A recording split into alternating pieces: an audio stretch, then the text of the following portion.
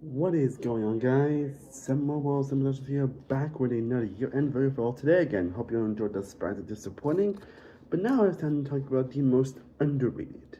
This one's gonna be a little more chill, honestly, but it's just gonna be more cool. Like, just talking about the underrated ones, honestly, not gonna be like in depth as like the other ones, but I still hope y'all enjoyed this video nonetheless. Again, talking about the films in 2025 I thought to be underrated. Again, underrated is definitely a broad term, or not sure, and always have what it means. But basically, it's just movies that either, for me, either films that got the best reception, but I actually enjoyed them, or just films that I feel like no one really talks about, or no one really knows even came out in 2025. Honestly, again, I've not seen like every movie that came out this year. Honestly, like is it possible to see like literally every movie that came out? So I'm gonna tell the ones that I feel that I think everyone should check out before the end of the year. The ones that I feel like are definitely on me under the radar aspect. So I hope you all enjoyed this story nonetheless. Honestly, let me know what underrated movies, and definitely let me know any underrated movies down below. Let me know if there are any movies that came out this year you feel like I should check out. To feel like that I think are worthy of your time. I would love to know down below in the comments. And after this video, I'm gonna talk about 6 movies that I feel like are underrated to check out. But let's talk about 6 other movies that I did not say for the but also films I feel like you all should definitely check out. And those films are The Life of Chuck, If I Had Legs I'd Kick You, Ick, Caught Stealing, Batman Ninja vs. Yakuza League, and Bone Link. All really fun films that I think you all should definitely check out. So let's talk about some underrated gems that came out in 2025. And the first one I'm going to talk about is Elio. Again, it's unfortunate, but for some reason, based on Disney, they didn't really like advertise the movie like at all. I think a lot of people even got Elio was even coming out honestly. And unfortunately, because of that happens, I've seen some people decide this to be the worst Pixar movie. Not just box office, because it is the worst box office, but I see some people on that aspect to be the worst Pixar movie. Because, like, it has to be that bad, because, like, why else wouldn't I hide it? When in reality, I saw it, and it was actually just as good as pretty much every Pixar movie, honestly. Like, it's not, like, the top tier in terms of Pixar, honestly. But it's definitely a very charming movie that does have a lot of joy and energy to it. It delivers a lot of the emotion that you would expect from a Pixar movie. The animation is solid. The humor is very nice. Elio is a very relatable character. Like, I would say he's probably a pretty autistic character, honestly. Like, I definitely found myself a lot in Elio, honestly, and that definitely elevated Elio a little bit, honestly. And while I definitely know the film doesn't have the best humor in the world, and maybe the story isn't the most interesting, honestly, and that's probably why it's not top tier Pixar. I think Ella is a lot better than People. Like, I remember seeing a lot of videos people claiming this to be the worst Pixar movie ever. Cars 2 is this, right? And it's like, I've heard some you just read it from sources, or some of you even watched the movie. Honestly, it's like, oh, it has to be that bad because it's Pixar's local movie. They didn't advertise it, so because usually when people doesn't advertise a movie, it automatically means bad. Yeah, but you have not checked out Elio, I would definitely recommend it. Again, it's not like top tier Pixar by any means, but it's definitely a worthy watch.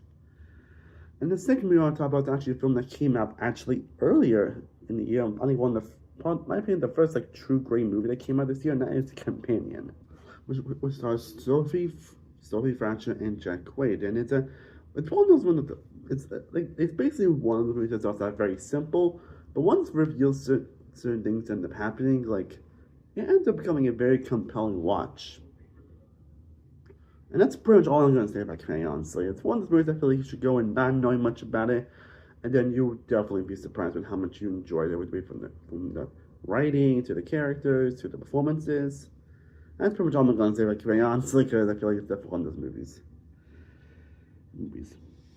And the third movie I'll be talking about is Warfare, which is actually directed by Raymond Bonalt and Alice Grant, actually, and it's basically another war movie. And it's one of those like definitely harrowing war movies, and it's also presented in real time as well. And it's got a really interesting cast. They got Will Poulter, Joseph Quinn, Charles Menton, Kit Connor, Cosmo Jarvis. It's also not from A24, and it's definitely a very unique war movie, honestly. And it's still one of those I feel like I shouldn't say much, honestly. I should just watch the movie yourself, but it's definitely a worth watch, actually. There's certain sequences I still really remember from this movie, and they're just like, ooh, away from the directing or the war sequences in general. Like, it's definitely not it's gonna be better, but honestly, but it's one that everyone should check out at least once. Anyways, the fourth movie I will be talking about, and I'm feeling no one really talked about this year, is Dangerous Animals. Like, the only reason I knew about this movie, honestly, because I was a couple of YouTubers really know about this movie, honestly, but it's actually a shark movie, actually, and usually shark movies usually not the most best quality movies, honestly, but I think the movie really does deliver. Like, it's one of those over-the-top movies that Jelly just knows what it does, and he embraces it. Like, I'm like, this is about the best shark movie since Jaws. I am dead serious.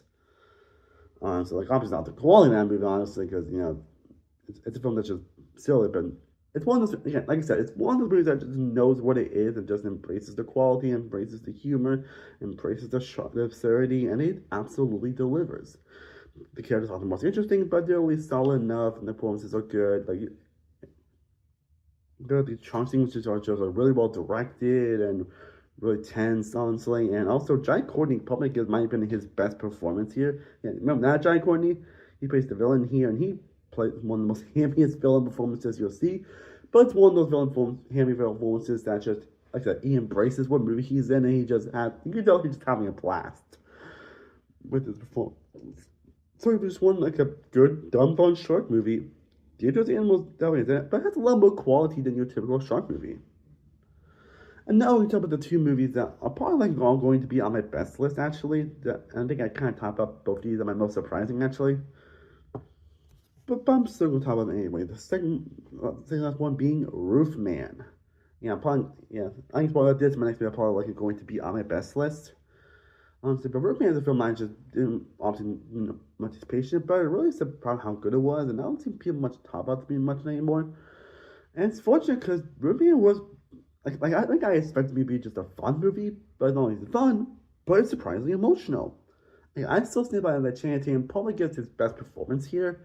Yeah, Channing Tatum gets his best performance. Honestly, he's one of the actors I feel like continues to get better in each role, and he delivers here so great in terms of the emotion, the heart, what he gives to him.